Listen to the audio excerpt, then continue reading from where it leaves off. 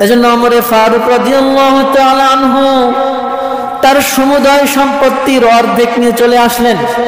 আসার পরে রাসূলের সামনে রেখে দিলেন।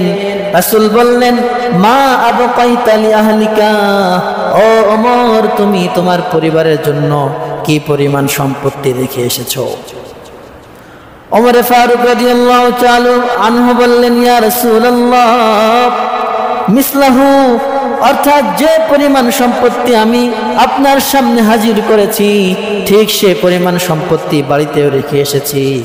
তার মানে আমার সম্পদগুলোকে দুইটা ভাগ করে অর্ধেক বাড়িতে রেখেছি আর অর্ধেক সম্পত্তি আপনি নবীর সামনে হাজির করে দিয়েছি। সুবহানাল্লাহ, অর্ধেক সম্পত্তি দান করে দিয়েছি। কেউ আছে নাকি এরকম? হ্যাঁ, অর্ধেক সম্পত্তি ইসলামের জন্য বিসর্জন করে দিয়েছে কে? ওমর ফারুক রাদিয়াল্লাহু তাআলা। এরপরে আবু বকর রাদিয়াল্লাহু তাআলা আনহু আসলেন।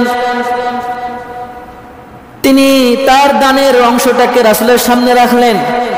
রাসূল জিজ্ঞাসা করলেন, ও আবু বকর, মা বাকাইতা লি আহলিকা, তুমি বাড়িতে তোমার পরিবারের জন্য কতটুকু সম্পত্তি রেখেছো?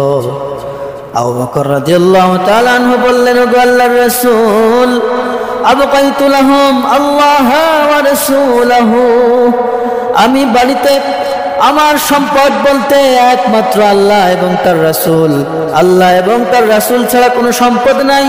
আমার যত সম্পদ ছিল সব সম্পত্তিগুলো আপনার সামনে হাজির করে দিয়েছি। বাড়িতে কোনো সম্পদ নাই।